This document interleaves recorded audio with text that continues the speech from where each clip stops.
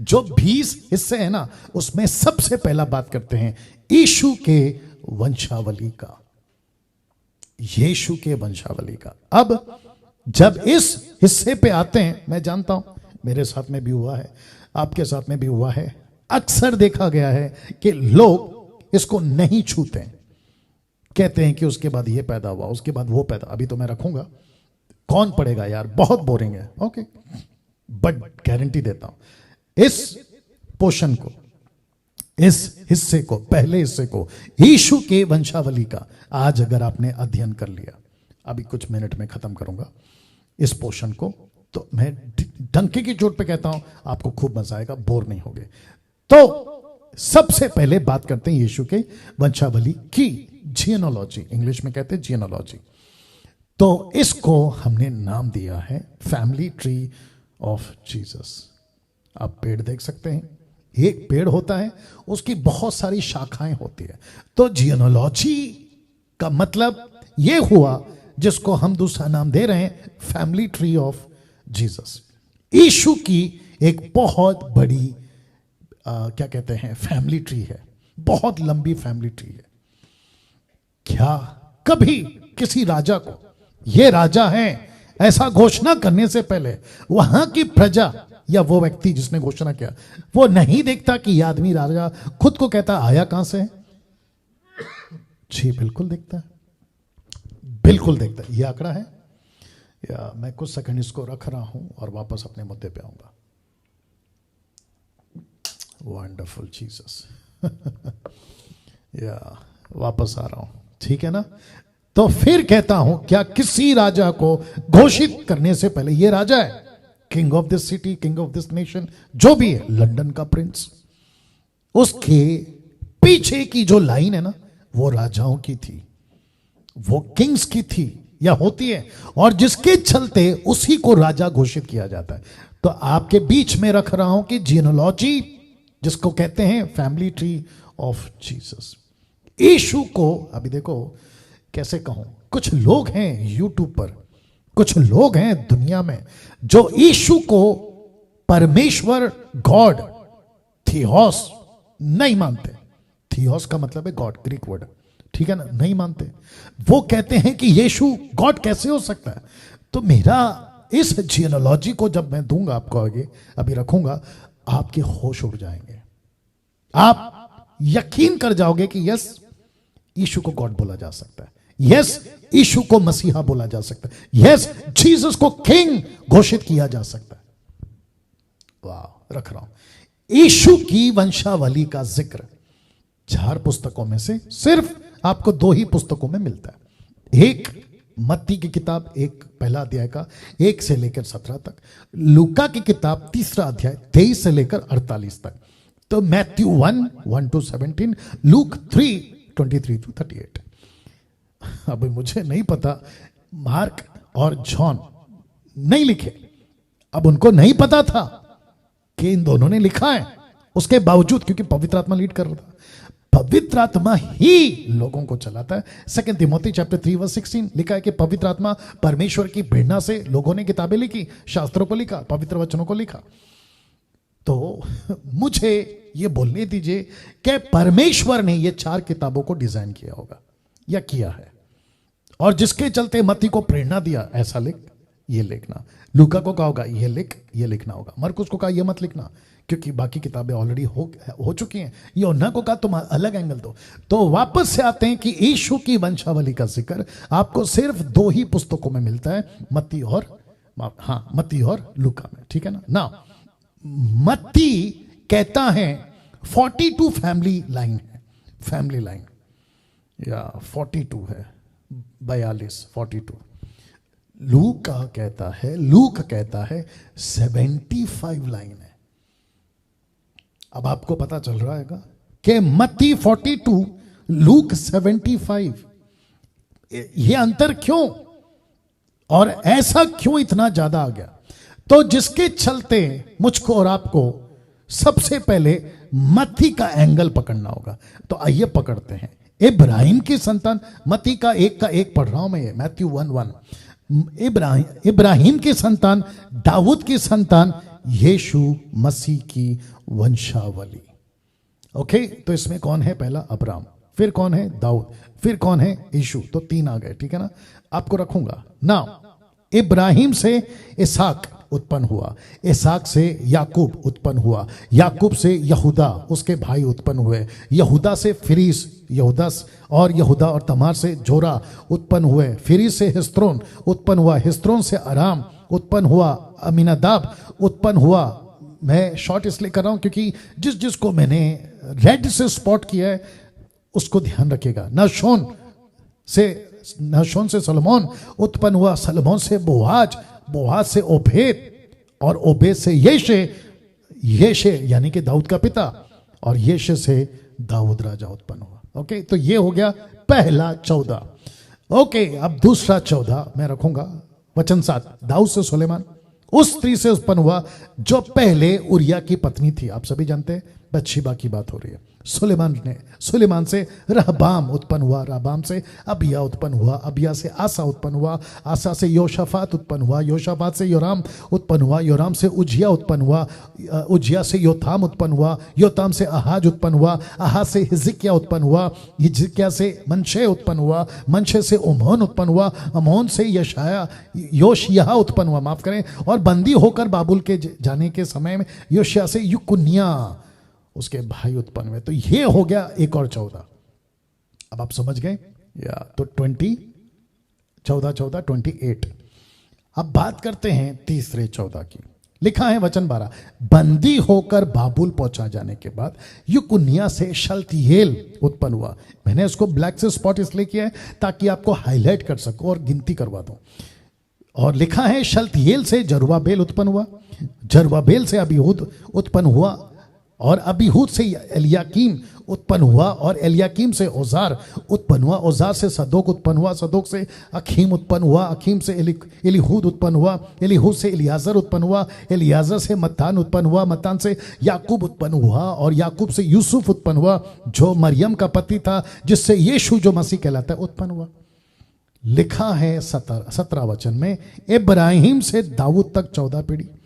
आप देख सकते, मैंने स्पॉट किया है, 14 हुई, और दाऊद से बाबुल को बंदी होकर पहुंचाए जाने तक 14 पीढ़ी, बंदी होकर बाबुल को पहुंचाए जाने के समय से लेकर मसीह तक 14 पीढ़ी। तो टोटल कितने होते हैं? 42। ओके, बट अब दिक्कत यह है, या सीखने लायक ये है, दिक्कत नहीं बोलूंगा, सीखने लायक बोलूंगा। सीखने लायक यहां है कि 14 3 क्यों, या 14 3 क्यों? तो मत्ती जो है वो यहूदी का एंगल पकड़ रहा है, उसको जुडिज्म के एंगल से जीसस को पेश करना था। मैं आपको परिचय में बता चुका हूं। तो वो कहता है पहला 14 जिसको कहते हैं 77, दूसरा 14 77, तीसरा 14 77, 77 मतलब समझते हैं 7 7 14, और शब्द 7 या अंक 7 या नंबर 7, फिगर 7, ये यहूदियों के हिसाब से बहुत इंपॉर्टेंट है। 7 शब्द उनके लिए बहुत इंपॉर्टेंट है, तो उसको एंगल में रखकर उसने इस बात को लिखा। लेकिन इस 3 हिस्से को आपके लिए मैंने रखा है 3 अलग अलग हिस्सों में। तो लिखा है पेट्रियार्क्स, जिसको कहते हैं कुल पिता या वृद्ध लोग, पेट्रियार्क। दूसरा हिस्सा किंग्स, और तीसरा हिस्सा अननोन्स, अनजान लोग। तो मत्ती कहता है कि पहला हिस्सा पेट्रियार्क्स का है, मतलब कुल पिता अब्राहम से लेता है, वो कहता है वृद्ध लोग वयोवृद्ध जो भी है। दूसरा हिस्सा लेता यीशु का, जोड़ता है यीशु को राजाओं के साथ, 14 राजा, 14 कुल पिता, और फिर वो जोड़ता है अनजान लोगों के साथ। तो मत्ती कहना चाहता है परमेश्वर आत्मिक लोगों से भी काम करवाता है, सामर्थी राजाओं से भी काम करवाता है, राजाओं से, और साधारण लोगों से भी काम करता है। पास्टर डैनियल, आपने तीसरा व्यक्ति को अननोन क्यों कहा? आप इन सबको देख लीजिएगा, क्या इनकी कोई हिस्ट्री है बाइबल के अंदर? आपको कहीं पे मिलती है क्या ऐसा कोई व्यक्ति जिसका कनेक्शन यहूदियों से हो, परमेश्वर के प्रॉफिट से हो, या ऐसी कोई बातें नहीं मिलती? यहूदी हो सकते हैं, गैर यहूदी हो सकते हैं, यहूदी धर्म को अपनाए हुए हो सकते हैं। तो लिखा है कुल पैट्रियार्क्स किंग्स एंड अननोन्स, कुल पिता राजा लोग और अनजान लोग। तो जिसके चलते मत्ती कहना चाहता है कि परमेश्वर आत्मिक लोगों से भी काम करवाता है, सामर्थी पॉलिटिशियंस किंग्स लोगों से भी काम करवाता है और साधारण लोगों से भी काम करवाता है। तो अर्थ क्या है, परमेश्वर को कोई व्यक्ति विशेष नहीं है, परमेश्वर को अपना काम विशेष है। वो किसी का भी इस्तेमाल कर सकता है, वो किसी का भी काम इस्तेमाल कर सकता है। मछली योना को बचाने के लिए मछली का इस्तेमाल कर सकता है। वो व्यक्ति जिसका नाम है बिलाम, उसको अक्ल देने के लिए गधी का इस्तेमाल कर सकता है, या गधी का इस्तेमाल कर सकता है। सी लिखा है पर यहां एक वंश मिसिंग है। किस में? आखिरी वाले में। कौन सा? ये वाला, अनजान, अननोन्स। एक वंश मिसिंग है। कैसे? आपने कभी पढ़ा? आज पढ़ लीजिएगा। मैं रख रहा हूं तो वचन 12 को फिर पढ़ते हैं। मैथ्यू 1:12 लिखा है बंदी होकर बाबुल पहुंचा जाने के बाद युकन्या से शलतियेल पैदा हुआ, ये हुआ एक। दूसरा है जरुब्बाबिल, ये हुआ दूसरा। तीसरा है अबीहूद, चौथा है एलियाकीम और पांचवा है अजोर, छठवां है सदोक, सातवां है अखीम, आठवां है एलीहूद, नौवां है एलियाजर, 10वां है मत्तान और 11वां है याकूब और 12वां है यूसुफ और 13वां यीशु। यहां 14वां कहां है? यहां पे 14th वाला जनरेशन मिसिंग है और उस ग्रुप से मिसिंग है जिसको कहते हैं अनजान, अननोन। ऐसा क्यों? क्या लिखने में गलती हुई? बिल्कुल नहीं। तो ये 14वां अननोन वाला ग्रुप कहां है? अननोन वाला ग्रुप कहां है? आप इसको गिन लीजिए, आप देख लीजिए, आप इसको गिन लीजिए। मैं कुछ सेकंड रख रहा हूं इसको। तो इसका मतलब यह हुआ कि जो एक वंश मिसिंग है, जो यहां पे नहीं है, जिसका रिकॉर्ड मत्ती नहीं देता, और ये एक आत्मिक बात है। तो जो मिसिंग वंश है वो कहां है? वो यहां है। तो लिखा है पहला पत्र 2:9, पर तुम, अभी जो आप सुन रहे हैं ना, आपको कहता है, मुझको कहता है पर तुम एक छुना हुआ वंश, राजा, पदधारी, याजकों का समाज, पवित्र लोग, परमेश्वर की नीच प्रजा, इसलिए कि जिसने तुम्हें अंधकार में से अपनी अद्भुत ज्योति में बुलाया, उसके गुण प्रकट करो। तो वो मिसिंग जनरेशन आप और मैं हैं। आप ताली बजा सकते हैं, प्रभु को स्तुति दे सकते हैं, क्योंकि यीशु के बाद परमेश्वर ने एक और वंश को चुना। इसलिए तो लिखा यूहन्ना 1:12 में कि जितने यीशु पर विश्वास करते हैं वो परमेश्वर के बेटा बेटी हैं। रोमियो 8:14 कहता है कि जो आत्मा के चलाए चलते हैं वो परमेश्वर का बेटा बेटी हैं। पहला यूहन्ना 3:1 कहता है कि परमेश्वर ने हमको अपना पुत्र कहा है और खुद को हमारा पिता कहा है। क्या बात है दोस्तों। तो 14th जनरेशन आप और मैं, क्या बात है। और उम्मीद करता हूं कि आपने ताली बजाकर प्रभु को धन्यवाद दिया होगा। Amazing, amazing, amazing. ओके, मत्ती ने यीशु को किससे जोड़ा? यीशु को किससे जोड़ा? अब्राहम से, अब्राहम से जोड़ा। तो इसको कहते हैं यहूदी एंगल। तो आपको याद होगा ना, जॉन चैप्टर 8:58, यीशु कहता है शास्त्री फरीसियों से, वो कहता है कि इसके पहले कि अब्राहम मैं था, इसके पहले कि अब्राहम हुआ मैं था। तो मत्ती ने यीशु को यहूदियों के एंगल से, अब्राहम से इसलिए छोड़ा ताकि उनको पता चले कि जिस मसीहा का हम इंतजार कर रहे हैं वो यूं ही नहीं आएगा। एक बहुत बड़ी लंबी चौड़ी स्ट्रैटेजी, रणनीति परमेश्वर ने योजना बनाई है। वाह, मैं कुछ सेकंड रख रहा हूं।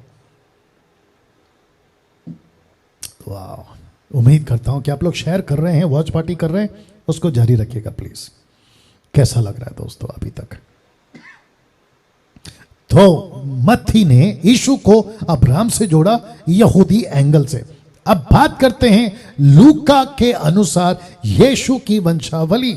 तो वो शुरू करते हैं 23 से। जब यीशु आप उपदेश करने लगा, जो लगभग 30 वर्ष की आयु का था, और जैसा समझा जाता था, यूसुफ का पुत्र था, एली का था, मत्तात का था, लेवी का था, मलकी का था, यन्ना का था, यूसुफ का था, मत्ताई का था, आमोस का था, नाहूम का था, असलिया का था, नगो का था, मात का था, मतिया का था, शिमी का था, जो योसेख का था, योधा का था, योन्ना का था, रेसा का था, जरवाभील का था, शल्तिएल का था, नेरी का था, मलकी का था, अद्दा का था, अक्कोसाम और एलमुदोम, एर, यीशु, एलियासर, यरोम, मत्तान, लेवी, लिखा है शिमोन, यहूदा, यूसुफ, योनान, एलियाकीम, अलेहा और मिन्हा, मत्तान, नाथान और दाऊद का था।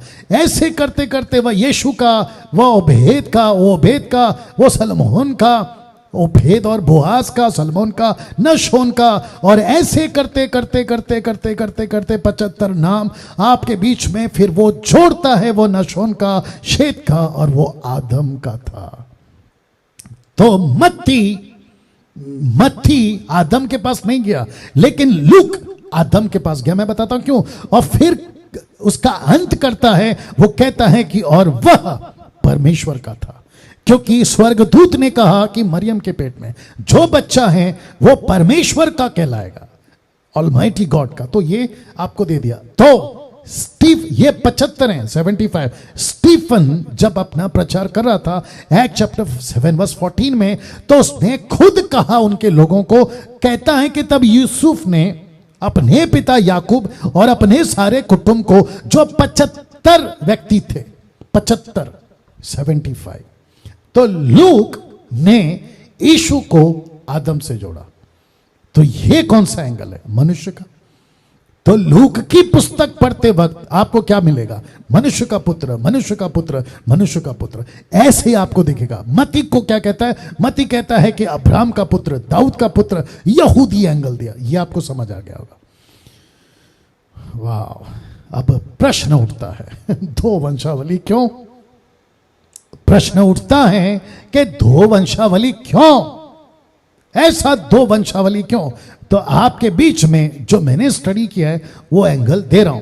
तो मत्ती ने जो कनेक्शन दिया वो मरियम का दिया, और कहता है मरियम के हक को बताता है, और जिसको कहते हैं सही खून का रिश्ता, राइट ब्लड या फिर ब्लड लाइन, सही खून का रिश्ता। क्योंकि यीशु को एक ऐसी स्त्री चाहिए थी, जिसको मैं थोड़ा सा डिटेल में जाऊं या अलग शब्दों में बोलूं, तो यीशु को एक ऐसी कोख, पेट चाहिए था जिसका खून पवित्र हो, जिसका खून का रिश्ता सही हो, और वो वंशज से आना चाहिए, वो यहूदी के एंगल से आना चाहिए। वो परमेश्वर ने जो वंशज को रखा था, वादे किए थे, उनको पता था मसीह आएगा, मसीह आएगा। उस कनेक्शन को मरियम ने पूरा किया।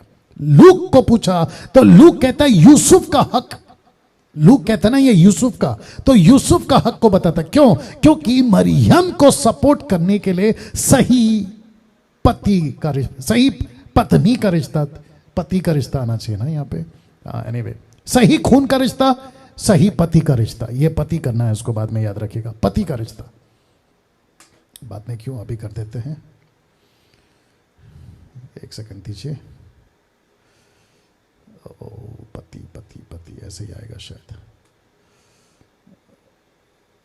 ओके, एक सेकंड दीजिए। या गॉट इट। सही पति का रिश्ता, पति ठीक है, हाँ ठीक है। तो सही पति का रिश्ता। तो मत्ती कहता है सही खून का रिश्ता, लूका कहता है सही पति का रिश्ता, सही पति का रिश्ता। तो दो वंशावली क्यों? क्योंकि यूसुफ को स्वर्गदूत कहता है, क्या कहता है देखो, उसकी तो सिर्फ मंगनी हुई थी, मैं रखूंगा, तू अपनी पत्नी मरियम को अपने यहां ले आने से मत डर। जबकि उसकी शादी नहीं हुई, मैं रखूंगा, लेकिन उसको कहता है तू अपनी पत्नी को। तो सही पति चाहिए था। मैं इसके ऊपर बहुत बात कर सकता हूं। आजकल लोग कहते हैं कि मेरे को लड़के से शादी करना है। प्रश्न उठता है लड़का कहां का है, अविश्वासी या विश्वासी? तो लड़का विश्वासी हो, सही पति हो। मरियम को शादीशुदा एक व्यक्ति चाहिए था, तो सही खून का रिश्ता, सही पति का रिश्ता। कैसा लग रहा है दोस्तों? अब क्योंकि बात निकली है मरियम की और यूसुफ की, तो ये कैरेक्टर्स हैं, तो जिसके चलते लिखा कि अब बात करते हैं दो चरित्रों की, एक है यूसुफ और दूसरा है मरियम। लिखा है दोनों भी धर्मी थे, दोनों भी धर्मी थे। कैसे, एक एक करके जाएंगे और मैं उम्मीद करता हूं आप बहुत सीख रहे हैं, मजा आ रहा होगा, मुझे खुद को आ रहा है आपको सिखाते वक्त में। बहुत उत्साहित था कि ये बातें आपके बीच में रखूं और ऐसे हर संडे आपके बीच में आता रहूंगा। रिक्वेस्ट करता हूं खूब शेयर करें, खूब शेयर करें।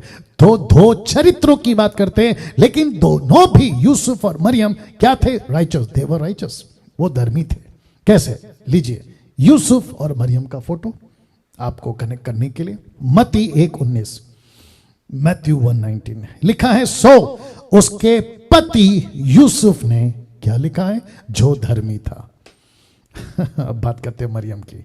लूका 1:38 कहता है, मरियम ने कहा, देख मैं प्रभु की दासी हूं, मुझे तेरे वचन के अनुसार हो। यह स्टेटमेंट क्या बताता है? She was God fearing woman, वो परमेश्वर को डरने वाली एक कुंवारी थी। तो जिसके चलते मैंने दोनों को टाइटल दिया है कि बोथ वर राइचस। यूसुफ भी धर्मी था, मरियम भी धर्मी थी। तो ये आपको कनेक्शन मैंने दे दिया। ये चरित्र की बात कर रहा हूं, कई चरित्र है ना, कैरेक्टर्स, उसमें से ये दो पहला कैरेक्टर्स, इसके ऊपर बात कर रहा हूं ना।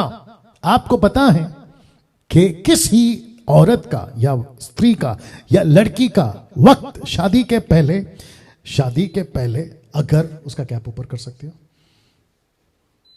या शादी के पहले अगर वो गर्भवती हो जाती है तो व्यवस्था विवरण 22:23-24 क्या कहता है? लिखा है, यदि किसी कुंवारी कन्या के ब्याह की बात लगी हो, यानी कि एंगेजमेंट, मरियम का क्या हुआ था? एंगेजमेंट। लिखा है ब्याह की बात लगी हो और कोई दूसरा पुरुष उसे नगर में आ पाकर उससे कुकर्म करे, तो तुम उन दोनों को, याद रखो दोनों को, उस नगर के फाटक के बाहर ले जाकर, शब्द पे ध्यान दीजिए, उनको पत्थरवा करके मार डालना, उनको मार डालना। अब आप सोचिए कि मरियम कहती है, शब्द पे ध्यान दीजिए, मरियम कहती है मैं प्रभु की दासी हूं, जिसको कहते गुलाम हूं, जिसको कहते मैं स्लेव हूं, जिसको कहते मैं प्रभु के लिए कुछ भी करूंगी। कहते मुझे तेरे वचन के अनुसार हो, मैं एग्री करती हूं, मुझे तेरे वचन के साथ अनुसार हो। तो फिर प्रश्न उठता है कि अगर लोगों ने पत्थर से मार दिया तो ये औरत कहती है, ये लड़की कहती है, ये कुंवारी कहती है, ये मरियम कहती है मेरे को जो भी होने दो, लेकिन मैं प्रभु की दासी हूं। अभी जो मुझे देख रहे हैं, सुन रहे हैं, मैं चाहता हूं कि आप इससे ये सीखें कि परिस्थिति क्या हो सकती है, जिसको कहते हैं ना परिणाम, कुछ भी आ सकता है। आपकी मौत हो सकती है, आपको टॉर्चर किया जा सकता है, ऐसा करा तो ये परिणाम, ऐसा करा तो वो परिणाम। उसके परिणाम की फिक्र आपको नहीं करनी है। आपको प्रभु को कहना है कि प्रभु भेज जहां भेजना है, करवा जो करवाना है, बुलवा जो बुलवाना है, मैं जो भी करूंगा, मैं क्योंकि तेरा दास हूं, मैं तेरी दासी हूं और मुझे तेरे वचन के अनुसार हो। पत्थर से मार दो लिखा है। अब आप सोचिए, आज की जितनी महिलाएं जो कुंवारी हैं, शादी नहीं हुई, अगर उनके साथ ऐसा होता है, ये चित्र देख लीजिए, ऐसा होता है, आपको स्वर्गदूत आकर कहता है कि तुमको जो है ना बच्चा होगा, पेट में बच्चा आएगा। कैसे आएगा? पवित्र आत्मा की ओर से आएगा। मरियम कहती भी है मैं तो कोई पुरुष को जानती तक नहीं हूं। वो कहती ठीक है, उसके बावजूद मैं कहती हूं कि मुझे पत्थर से मार देने का वचन है मेरे पास में, डर है, लेकिन मुझे तेरे वचन के अनुसार हो। सीधे कैसा लग रहा है?